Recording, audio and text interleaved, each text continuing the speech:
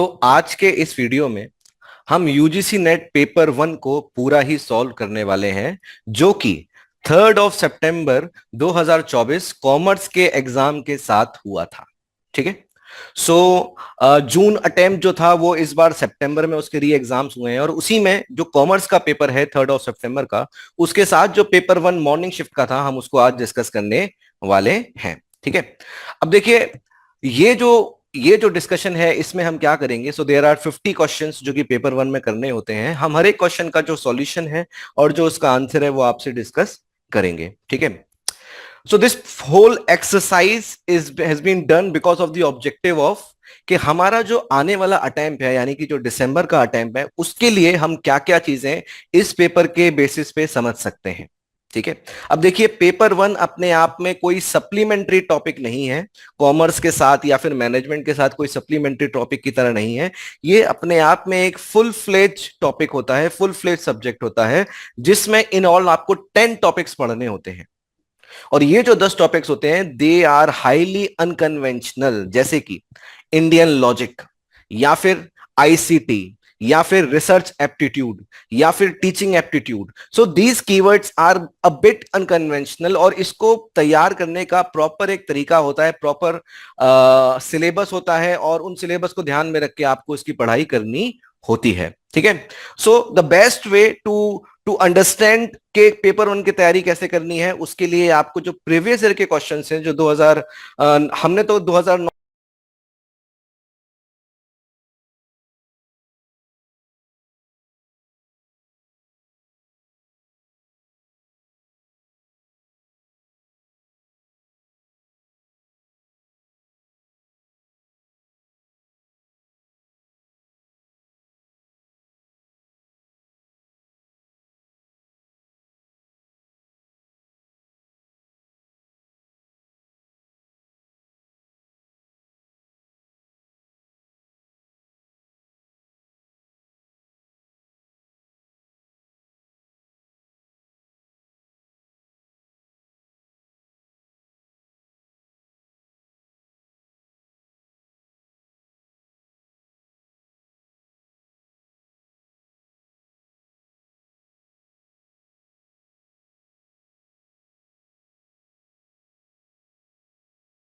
ठीक है, शुरू करते हैं। सबसे पहला सवाल आईसीटी से है। So the question says, in computer networking, MAC addresses are unique to each devices. Which of the following are the meaning of the term MAC? तो MAC abbreviation है, जिसका फुल फॉर्म पूछ रहा है, जिसका सही आंसर है option D, which is media access control. ठीक है। तो बेसिकली क्या होता है कि कोई भी डिवाइसेस जो है, अगर उसको इंटरनेट का यूज करके कम्युनिकेशन डेटा को कम्युनिकेट करना है, तो हर एक डिवाइसेस के लिए सेपरेट एमएसी होता है, ताकि जो आपका लोकल एरिया नेटवर्क है वो उस डिवाइस को आइडेंटिफाई कर सके, और जो कम्युनिकेशन है डेटा का, जो आदान प्रदान है डेटा का, वो उसी डिवाइस के साथ हो। ठीक है। So that is media access control, जो आपके डिवाइस का एक तरीके से होम एड्रेस होगा। ठीक है। फॉर एग्जाम्पल, अगर किसी लोकल एरिया में कोई वाईफाई लगा है, तो उस वाईफाई से जो डेटा कम्युनिकेट होगा वो प्रिंटर के साथ होगा, या मोबाइल के साथ होगा, या लैपटॉप के साथ होगा। ये आइडेंटिफाई कैसे होगा? तो अगेन, इस आइडेंटिफिकेशन के लिए जो होम एड्रेस होता है, that is media access control. बहुत ही आसान सवाल था। नेक्स्ट सवाल पे आते हैं। A symbol that represent an idea और thought in non verbal communication is referred to as.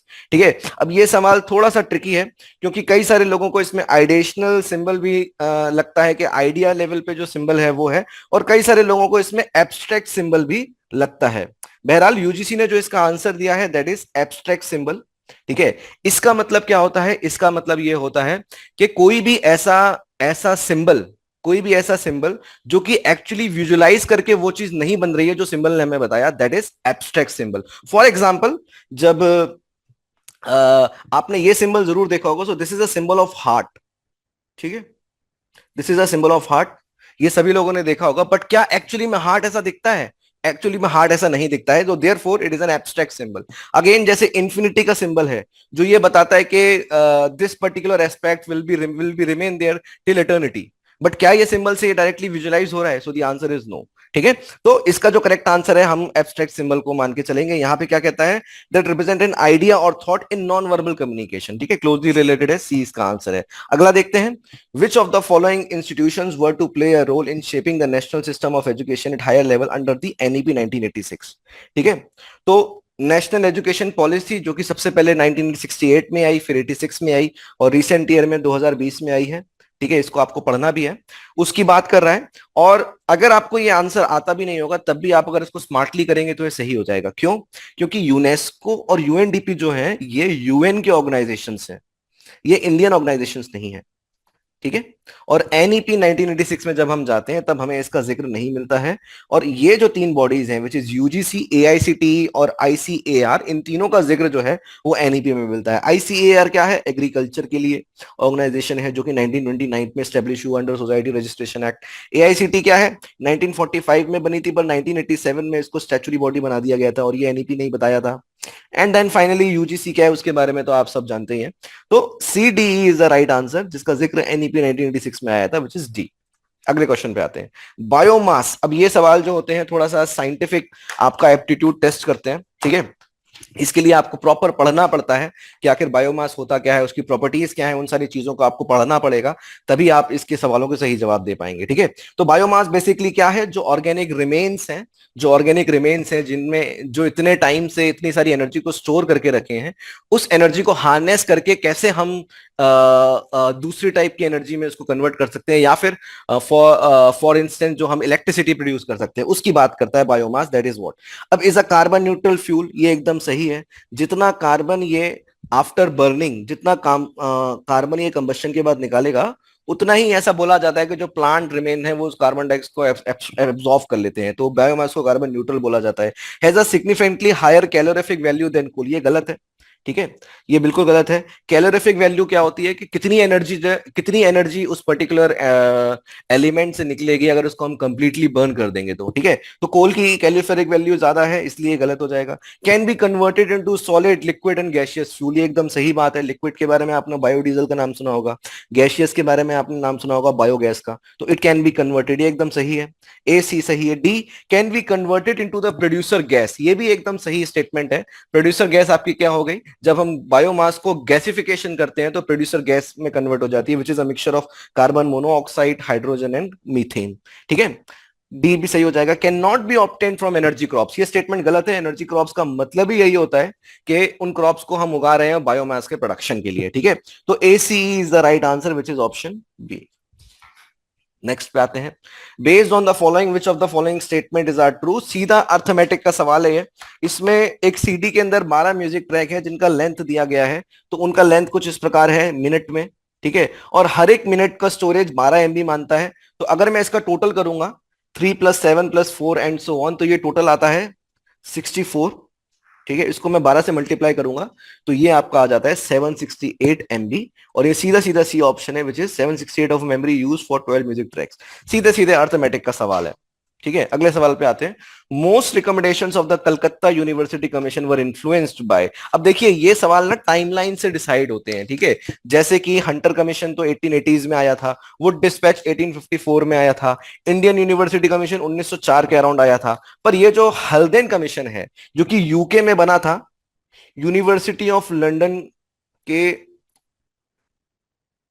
Curriculum या वहां के एडमिनिस्ट्रेशन को इंप्रूव करने के लिए 1913 में बना था, और इसी का यही बेसिस बना था किसके लिए? कलकत्ता यूनिवर्सिटी रिकमेंडेशन के लिए। इसलिए सही आंसर हो जाएगा इसका Haldane commission. In certain coding schemes word scholar is coded as this. बहुत ही आसान सवाल होते हैं। जो स्कॉलर है इसको मैंने ऐसे लिख दिया, और अब इसमें से +1 +2 +3 करते चले जाइए। +1 करूंगा तो टी बनेगा, +2 करूंगा तो ई बनेगा सी में, एच में मैं +3 करूंगा तो क्या बनेगा? ये एच में अगर मैं +3 करूंगा, GHIJK, ठीक है, तो के आ गया, एंड सो ऑन। इसी तरीके से जब मैं ग्रीन को करने जाऊंगा, और मैं इसके लिए ज्यादा मेहनत भी नहीं करूंगा, ग्रीन का अगला क्या है? एच है। जी ABCDEFGH, एच के लिए एक ही ऑप्शन में दिया है, तो बी इसका राइट आंसर हो जाएगा। ठीक है, कोई दिक्कत ही नहीं है इसमें। Which of the following tool is use to create pre and post polls to god student learning from each session.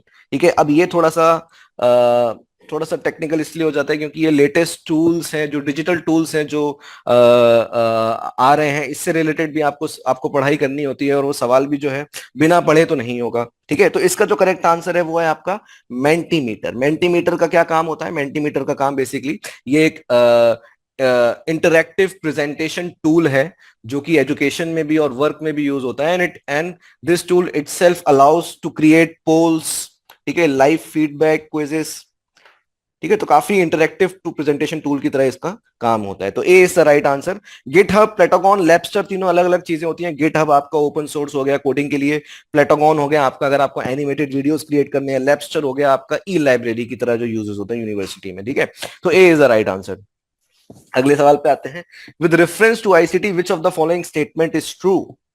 Again ये सवाल आपका साइंटिफिक एप्टीट्यूड या फिर जो आईसीटी की नॉलेज है वो टेस्ट करेंगे, और आपको ये आना चाहिए। जीपीएस जो है वो सिग्नल, जो जीपीएस कार्स में जो जीपीएस लगा है, ऑप्शन ए को मैं बोल रहा हूं, कार में जो जीपीएस लगा है वो सैटेलाइट को सिग्नल नहीं भेजता, सैटेलाइट उसको डिटेक्ट करती है। तो ये उल्टी बात है, गलत है। HTTP स्टैंड्स फॉर, HTTP होता है हाइपर टेक्स्ट ट्रांसफर पॉलिसी, नहीं प्रोटोकॉल। ठीक है, HTTP ये होता है। तो वेब ब्राउजर पे जो कम्युनिकेशन है वो इसी लैंग्वेज में हो रहा है। ठीक है, रैम रैंडम एक्सेस मेमोरी होता है, रैपिड एक्सेस मेमोरी नहीं होता है, गलत हो जाएगा। डी एकदम सही है, ज्योग्राफिकल इंफॉर्मेशन सिस्टम एक्चुअली में वही होता है जो यहां पे लिखा हुआ है। तो D is the right answer. Next, making way for technologies of automation is cyber nation transformation of modern society. इसके लिए अगेन आपको पता होना चाहिए था कि साइबर नेशन माने होता क्या है। तो साइबर नेशन माने क्या है कि जो हम इंडस्ट्रीज में जो टेक्नोलॉजीज का यूज करके हम प्रोसेसेस को ऑटोमेट कर रहे हैं एंड ह्यूमन लेबर को एलिमिनेट कर रहे हैं, ह्यूमन लेबर को एलिबरेट कर रहे हैं, इसी चीज को क्या कहते हैं? Cyber nation. ठीक है, चलिए अगले सवाल पे। The style that involves a student's tendency to make more time to respond on the accuracy of the answer is known as. ठीक है, मोर टाइम ले रहा है वो आंसर को एक्यूरेटली बताने के लिए। तो अगर आप लर्निंग स्टाइल्स में जाएंगे तो मेमोरी, अंडरस्टैंडिंग और रिफ्लेक्टिव की बात आएगी। और रिफ्लेक्टिव स्टाइल में क्या होता है कि आप चीजों को खुद से समझते हो, इंट्रोस्पेक्शन करते हो, और इसीलिए करेक्ट आंसर हो जाएगा रिफ्लेक्टिव स्टाइल। ठीक है, हालांकि अगर आप इसके ऑप्शंस भी देखोगे तो इजीली आप इस ऑप्शन तक पहुंच सकते थे। इंपल्सिव, सरफेस, मैनिपुलेटिव किसी भी तरीके से सही नहीं हो सकता था। In the early stages of development broadcast media were marked by. भाई अर्ली स्टेजेस ऑफ डेवलपमेंट माने जब टीवी प्रसारण चालू हो रहा है, मीडिया प्रसारण चालू हो रहा है, लोगों के घर में टीवी है, दूरदर्शन है, दूरदर्शन पे कार्यक्रम देखे जा रहे हैं। तो ये कार्यक्रम क्या लाइव होते थे? Answer is no. ठीक है, ये इंटरैक्टिव भी नहीं होते थे। तो करेक्ट आंसर हो जाएगा इसका क्या? One way communication. अगेन बहुत ही आसान सवाल है, इसको हम हलुआ कैटेगरी में रखेंगे। आगे बढ़ते हैं। आईसीटी टूल्स और उसके एग्जांपल्स। ठीक है, अगेन हालांकि ये तो काफी नोन सॉफ्टवेयर्स हैं, पर फिर भी आईसीटी टूल्स के जो सवाल है बार बार आते हैं और इसको भी पढ़ना पड़ता है। तो लर्निंग मैनेजमेंट सिस्टम जो है वो जूम प्रोवाइड करता है। वर्चुअल रियलिटी प्रोवाइड कौन करता है? वर्बेला प्रोवाइड करता है। वीडियो कॉन्फ्रेंसिंग जूम पे होती है। अरे sorry sorry, let me again rephrase this answer. जो लर्निंग मैनेजमेंट सिस्टम है वो कैनवास प्रोवाइड करता है। जो वीडियो कॉन्फ्रेंसिंग है वो जूम करता है। पॉडकास्ट ऑडेसिटी से जोड़ेगा, ऑडेसिटी सॉफ्टवेयर है जो ऑडियो एडिटिंग के काम आता है।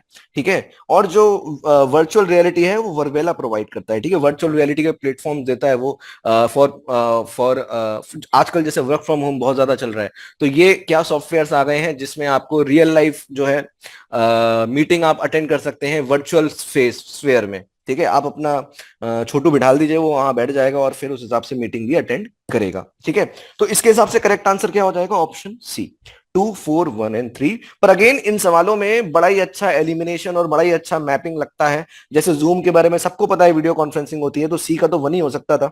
ठीक है, और वो 2 ही ऑप्शंस में दिया है, इस तरीके से आप ऑप्शंस को एलिमिनेट कर सकते हो। अगले सवाल पे आते हैं। Which of the following is an example of positive transfer of learning. ठीक है, तो पॉजिटिव ट्रांसफर ऑफ लर्निंग क्या होता है कि मैंने आज कोई चीज सीखी और इसको सीखने से मैं जो अगली चीज थी उसमें मैं अच्छे से उसको कर पाया, मैं उस लर्निंग को ट्रांसफर कर पाया, तो ये पॉजिटिव लर्निंग है। अगर आप ऑप्शन इसको देखोगे तो आपको ये भी जानने की जरूरत नहीं है कि पॉजिटिव ट्रांसफर ऑफ लर्निंग क्या होगा, सीधे सीधे ए को टिक करके आना है, mastering algebra helps in understanding calculus. B, C, D सही जवाब नहीं होंगे। ठीक है, नेक्स्ट क्वेश्चन पे आते हैं। इंटरनेशनल सोलर अलायंस, जो कि हमारे भारत का इनिशिएटिव है, alliance of the country mostly lie most of the countries are lie in which of the following region. ठीक है, अब इसमें समझिए कि भाई सोलर अलायंस का मतलब ही यही था कि वो जो बेल्ट है अर्थ की, जहां पे जो अर्थ जो सन की रेडिएशन सबसे ज्यादा मिल रही है, वहीं पे सोलर एनर्जी को कैप्चर करके सोलर टेक्नोलॉजी को डेवलप करना है। That is the whole area of, कहना चाहिए, इनिशिएटिव। ठीक है। तो अगेन इंडिया कहां लाई करता है, ये हम सबने ज्योग्राफी की किताबों में पढ़ा है, which is between Tropic of Cancer and Tropic of Capricorn. Option D is the right answer. ठीक है। In any conventional media the point of contact production, point of content production and point of consumption is involves. तो ये क्या answer है? इसका answer है temporal separation. मतलब कि हम कन्वेंशनल मीडिया की बात कर रहे हैं, यानी कि पुराने जमाने की मीडिया की बात कर रहे हैं। और टेम्पोरल सेपरेशन क्या बताया था कि जब वो कंटेंट प्रोड्यूस हुआ और जब उस कंटेंट को कंज्यूम किया गया, there is a time gap between that. पहले कभी प्रोड्यूस हुआ है और बाद में इसको हमने कंज्यूम किया है, यानी कि ये लाइव फीड नहीं है। तो कन्वेंशनल मीडिया के संग एसोसिएटेड है, तो A is the right answer. ठीक है। Again temporal separation is the keyword, जो आपने अगर तरीके से पढ़ाई नहीं करी होगी तो आपको नहीं पता होगा। ठीक है। Next, due to over fertilisation of lakes, quality of fish produced. ठीक है। ओवर फर्टिलाइजेशन ऑफ लेक क्या है? यूट्रोफिकेशन फिनोमेना, जो कि हम पीपल डेवलपमेंट एंड एनवायरनमेंट में पढ़ते हैं। इसको डिस्क्राइब करने का एक दूसरे तरीके का वर्ड है। इसमें क्या होता है, वाटर बॉडीज में एक्सेसिव न्यूट्रिएंट्स जब आ जाता है, या फिर जब हम न्यूट्रिएंट्स उसको प्रोवाइड करते हैं पानी को रिच बनाने के लिए, न्यूट्रिएंट रिच बनाने के लिए, तो उसको हम यूट्रोफिकेशन कहते हैं। और जब ये एक्सेस हो जाता है तब ये फिश के लिए हार्मफुल हो जाता है। तो सीधे एक्सेस की बात कर रहे हैं तो क्वालिटी ऑफ फिश क्या हो जाएगी? इंपेयर्स हो जाएगी। क्वालिटी ऑफ फिश यानी इंपेयर हो गई। Hydrochlorofluorocarbon, which is the replacement of chlorofluorocarbon, have to be phased out completely by the year. तो बेसिकली मॉन्ट्रियल प्रोटोकॉल, जो कि पीपल डेवलपमेंट एनवायरनमेंट में हम पढ़ते हैं, 1987 में आया। और इसने बोला कि भाई ओजोन जो है वो बहुत हार्म हो चुका है उसको, और ये जो सब्सटेंस है, जो ये फ्लोरोकार्बन्स हैं, यानी कि कार्बन, ये सबसे बड़ा जो सीएफसी था, इसको एलिमिनेट करना है। ठीक है। ये जो इंडस्ट्रीज में यूज हो रहा है, बेसिकली एयर कंडीशनिंग में यूज होता है, एयर प्रोपेलेंट में यूज होता है, ये फोम मैन्युफैक्चरिंग में यूज होता है, तो इसको करना है। तो एचसीएफसी इसका रिप्लेसमेंट की तरह आया, पर एचसीएफसी भी हार्मफुल था। क्यों? क्योंकि एचसीएफसी ओडीएस भी था, ओजोन डेप्लेटिंग सब्सटेंस भी था, and at the same time ये क्या है, इसका ग्लोबल वार्मिंग पोटेंशियल भी बहुत ज्यादा है। ठीक है। तो ग्रीन हाउस गैसेस का इफेक्ट भी यहाँ पे देखने को मिल रहा है। तो इसका एलिमिनेशन का जो प्लान बना वो 2007 में बना, जिसमें जो डेवलप कंट्रीज थी उनको 2020 तक इसको फेज आउट करना था, और जो डेवलपिंग कंट्रीज हैं उनको 2030 तक इसको फेज आउट करना है। अब देखिए, सवाल काफी ही इम्प्रॉपरली, पुअरली फ्रेम्ड है, क्योंकि ये कहीं नहीं लिखा है कि इंडिया की बात कर रहा है, डेवलपिंग नेशंस की बात कर रहा है, कुछ नहीं लिखा है। तो हालांकि हमने रिकॉर्ड कर लिया, इसका करेक्ट आंसर है 2030। और अगर आपने भी पढ़ाई करी होती तो हम सबको यही जवाब टिक करके आना होता। अगले सवाल पे आते हैं। The education imparted at Nalanda university was both religious and, religious का अगर यहाँ पे काउंटर वर्ड क्या होना चाहिए? वही आंसर है सेक्युलर भाई, सेक्युलर। ठीक है। इरिलीजियस तो नहीं होगा, एंटरटेनिंग तो बिल्कुल नहीं होगा, बिजनेस ओरिएंटेड तो हमारे भारत में बात करी नहीं जाती। ठीक है। तो बचा क्या? सेक्युलर। और नालंदा यूनिवर्सिटी के बारे में हायर एजुकेशन में पढ़ना होता है, चाहे नालंदा हो, चाहे तक्षशिला हो, चाहे विक्रमशिला हो, चाहे उदांतापुरी हो, सबके बारे में आपको चीजें पढ़नी है अकॉर्डिंग टू द सवाल जो इसमें आए हैं। और नालंदा के बारे में अगेन अराउंड 5th सेंचुरी में ये बना, 12th सेंचुरी में डिस्ट्रक्शन हुआ। क्या सब्जेक्ट्स पढ़ाए जाते थे? लॉजिक पढ़ाया जाता था, मैथमेटिक्स पढ़ाई जाती थी, एस्ट्रोनॉमी पढ़ाई जाती थी। ठीक है। एस्ट्रोनॉमी पढ़ाई जाती थी, ये सारे सब्जेक्ट इसमें पढ़ाए जाते थे। तो ये सेक्युलर भी थी। C is the right answer. अगला, according to the classical Indian school of logic the statement fire is cold because it is substance is fallacious. तो ये क्या सवाल है? ये इंडियन लॉजिक के फॉलेसी से सवाल है। और there are 5 types of philosophies, और उसमें जो बदिता फिलोसफी है उसका, उसकी बात ये कर रहा है। ठीक है। बदिता फिलोसफी है उसकी ये बात कर रहे हैं। आपको पता होना चाहिए बदिता फिलोसफी क्या है। तो बेसिकली कोई ऐसी चीज, पहले तो आपको ये इसमें पता होना चाहिए कि मेजर माने क्या होता है, माइनर माने क्या होता है, मिडिल टर्म माने क्या होता है। ठीक है। इसका इसका ज्ञान होना चाहिए कि मिडिल टर्म एक्चुअली बताती है कि मेजर, मिडिल टर्म एक्चुअली प्रमाण होता है मेजर टर्म का, जो कि माइनर के पीछे छुपा है। ठीक है। तो यहाँ पे fire is cold because it is substance की बात कर रहा है। तो देखिए यहाँ पे जो फायर है वो मेजर है। ठीक है। बट दिक्कत क्या है? दिक्कत यहाँ पे ये है कि ये जो बात लिखी है ये किसी और सोर्स ऑफ नॉलेज से, किसी और सोर्स ऑफ नॉलेज से ये वो हो गई है, कॉन्ट्राडिक्ट कर गई है। यानी कि अगर मैं फायर को छूंगा तो क्या वो कोल्ड होगी? वो कोल्ड नहीं होगी, वो गर्म होगी। तो परसेप्शन जो मैंने फायर का लिया वो कॉन्ट्राडिक्ट कर गया।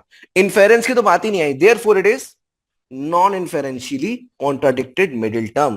तो A is the right answer. हालांकि इसकी प्रॉपर पढ़ाई होती है, इंडियन लॉजिक अपने आप में जो है प्रॉपर सिलेबस है और प्रॉपर तरीके से पढ़ा जाता है, तभी आप इन सवालों को अच्छे से डील कर पाएंगे। ठीक है, आगे देखते हैं। Which of the following digital India initiative themes is incorrectly match with the purpose. यहाँ पे तो देखिए यूजीसी ने जो डी ऑप्शन दिया वो उसका नाम भी ठीक से नहीं लिखा है। ये शोध सिंधी नहीं है, ये शोध सिंधु है। ठीक है, और ये किस लिए है? ये एक्चुअली जो रिसर्च के जो जर्नल्स हैं उनको एक तरीके से उनका ई रिसोर्स बनाया है, उसका नाम है ई शोध सिंधु। तो D is the incorrectly match and hence our correct answer.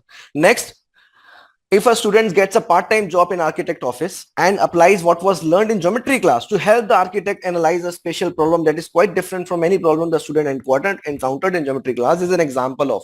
तो देखिए दो टाइप के ट्रांसफर होते हैं, एक होता है नियर ट्रांसफर और एक होता है फार ट्रांसफर। नियर ट्रांसफर क्या होता है कि आपने कोई चीज सीखी और उसका डायरेक्ट एप्लीकेशन आपको रियल टाइम कॉन्टेक्स्ट में मिल गया। जैसे मैंने अगर कोई सॉफ्टवेयर सीखा, उस सॉफ्टवेयर का एप्लीकेशन में अपने काम में लगा दिया, वर्क प्लेस पे लगा दिया, तो that is near transfer. Far transfer में ऐसा नहीं होता। फार ट्रांसफर में क्या होता है कि आपने जो कॉन्टेक्स्ट में सीखा पर जहां अप्लाई किया, जिस कॉन्टेक्स्ट में अप्लाई किया वो डिसिमिलर है।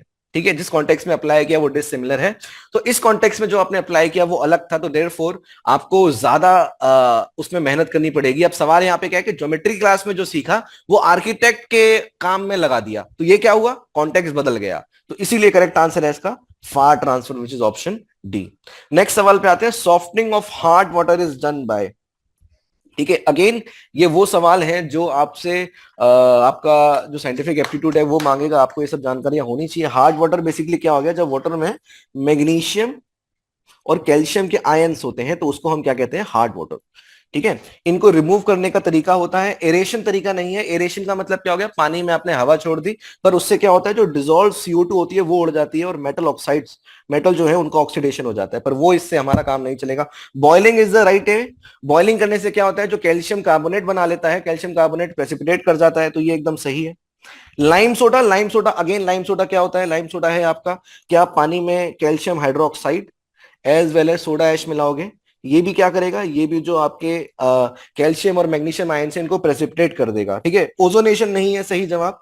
आयन एक्सचेंज भी एकदम सही है, जिसमें सोडियम आयन से इनको आप एक्सचेंज करते हो, तो करेक्ट आंसर हो जाएगा आपका इसका BCNE, which is B option. ठीक है, चलिए। What do people basically want to extract from the communication message? मतलब ये सवाल अगर किसी का गलत हो गया, then you have to they have to rethink in their life कि भाई ये क्या हो गया, कितनी बड़ी मिस्टेक है ये। ठीक है, हालांकि ये किसी का गलत होगा भी नहीं, ये तुक्के में ही गलत हो सकता है। तो भाई हम लोग कम्युनिकेशन से क्या एक्सट्रैक्ट करना चाहते हैं? क्या हम कम्युनिकेशन से कंपल्शन एक्सट्रैक्ट करना चाहते हैं, या सिनर्जी, या फिर बिहेवियरल पैटर्न? भाई हम मीनिंग एक्सट्रैक्ट करना चाहते हैं। जो मैंने बोला उसका मीनिंग तो निकले। ठीक है, तो B is the right answer. Next question again ICT का सवाल है, और ये आपने अगर पढ़ा होगा तभी सही होगा।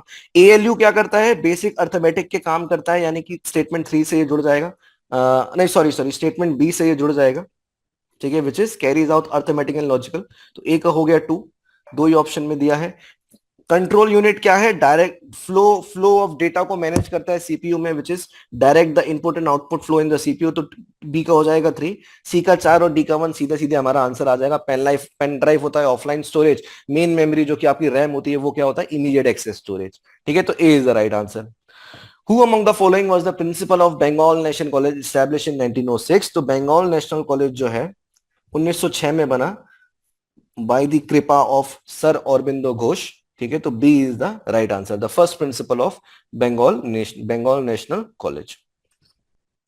नेशनल नॉलेज कमीशन जो कि 2005 में बना था, 2009 में रिपोर्ट सबमिट करी थी, हायर एजुकेशन में इसको पढ़ना होता है। Suggested that the proposed national university should not have.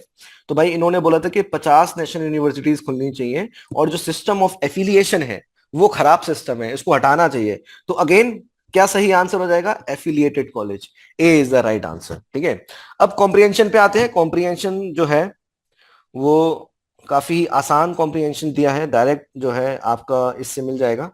तो मैं इसको आपको बताता हूँ। 46 जो है, ethical living is based on, पहले 3 है, मटेरियल सेक्शन नहीं है, तो सी इज द राइट आंसर। ठीक है, अगले पे आते हैं। Which of the following statement is incorrect? तो ये जो स्टेटमेंट है, ये तीनों ही स्टेटमेंट यहाँ पे दिए गए हैं और इन्फेरेंस भी है, स्टैटिक की बात नहीं है, तो ये गलत हो जाएगा। तो A is the right answer.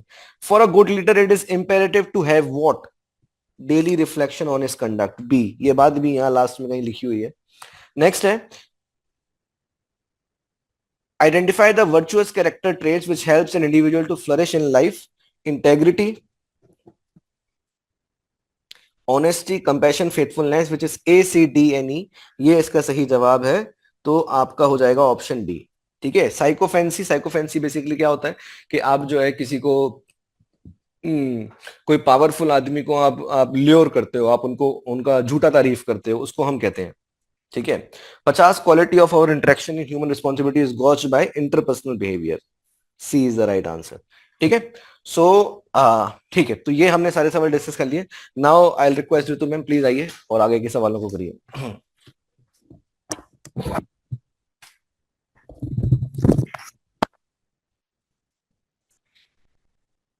So first question जो है वो हमारा डाटा इंटरप्रिटेशन का क्वेश्चन है। उसमें हमें 3 ग्रुप्स दिए हैं, ग्रुप 1, ग्रुप 2 और ग्रुप 3। ग्रुप 1 में there are people between age group 0 and 21। In group 2 there are people between 21 and 41 and group C 41 years and above. तो जो हमारा फर्स्ट क्वेश्चन है, for city C if the number of people who will turn 21 years of age next year is 16,000, the number of newborn will be 32,000 and the number of people in age group 3 will remain the same. Then what will be the ratio of people in different age groups? तो सबसे पहले तो समझने वाली बात इसमें ये है कि it is given 21 years of age next year, means जो आज की डेट में 0 to 21 ईयर्स के एज ग्रुप में है, next year they will be in group 2। तो ग्रुप सी के लिए हम देखते हैं, सिटी सी के लिए हम देखते हैं, तो ग्रुप 1 में देर आर 1/4 डिवाइड बाई 19.2। तो for group A there are 4.8 people, for group B group 2 also 4.8 and for group C there are 9.6 lakh people. So when the people will be in 21 years for next year, then the data will be in group A. In group 2 there will be 4.96 people, group C same 9.6, and for group 1 16,000 people will go to group 2 but 32,000 newborns will be there. So overall there will be 4.96 people. So the ratio will be 31 is to 31 is to 31 is to 31 is to 60. Okay, next question.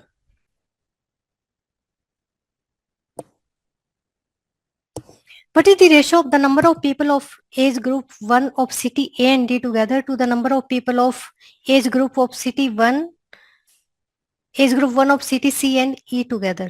ठीक है, तो ratio will be 1/6 multiplied by 14.4 plus 3/8 multiplied by 12.8 divided by 1/4 into 19.2 plus 1/5 into 12. So that will be 1:1. Next question.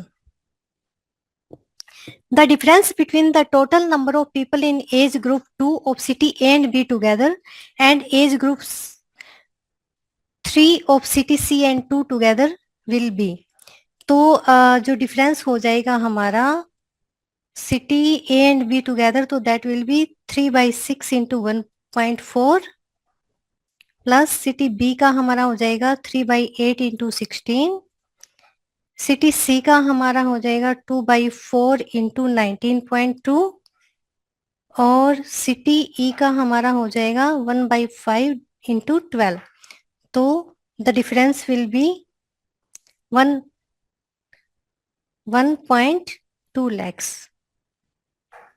Okay, next question. Number of people of age group 1 is more than 4 lakhs in exactly how many cities? तो उसमें क्या, age group 1 के लिए हम लोग निकाल लेंगे, city A में देर will B 2.4 lakh people, city B there will B 4 lakh, city C 4.9 lakh, city E 4.8 lakhs and city E there will be 2.4 lakh people. So in all city C and D, there will be people more than 4 lakh. B वाला हम नहीं रखेंगे क्योंकि it's not mention is more than or equal to 4 lakh. That's why we have answer 2. Next. Number of people in age group 3 of city D is more than of age group 2 of city B. तो इसमें percentage निकालनी है हमें, तो percentage जो हमारी रहेगी group 3 of city D, तो that will B 4/8 city D,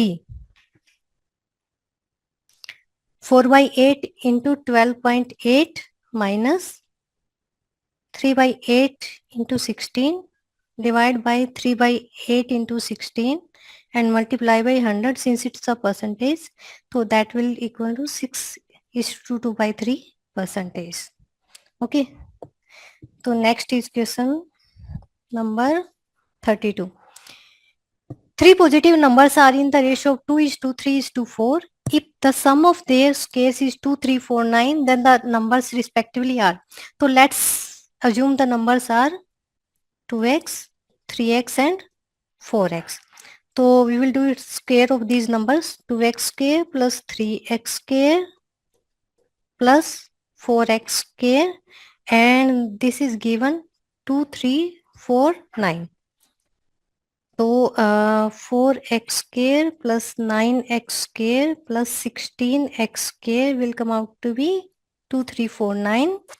तो in all 29x square is equal to 2349. X square will be 81 and x will be 9. तो number will be 9 into 2 18, 9 into 3 27 and 9 into 4 36. So B will be correct answer. Next, in what time will your sum of money double itself at the rate of 12.5% per annum simple interest? तो देखो हमें क्या दिया है कि sum will be double. It mean जितना principal है उतना ही क्या होगा, उसका इंटरेस्ट होगा. तो सिंपल इंटरेस्ट का सिंपल फॉर्मूला हम लगा देंगे. Principal it's interest will be principal into rate is given 12.5%, time is not given, time we have to calculate, divide by 100. तो P से P कैंसिल हो जाएगा हमारा, T will come out to be 100 divided by 12.5, 8 years. तो in 8 years the sum will be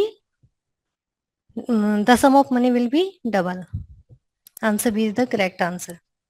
Next, if a person travels in a car at a speed of 36 km per hour, and then he will reach his destination on time. He covers half of the journey 4/5 time. What should be the speed of remaining part of the journey so that he reaches his destination on time? मतलब क्या दिया इसमें कि जितने time में half जो distance वो cover करता है वो 4/5 टाइम में कर लेता है. तो अगर वो बाकी बची हुई डिस्टेंस 1/5 टाइम में करता तो what will be his speed.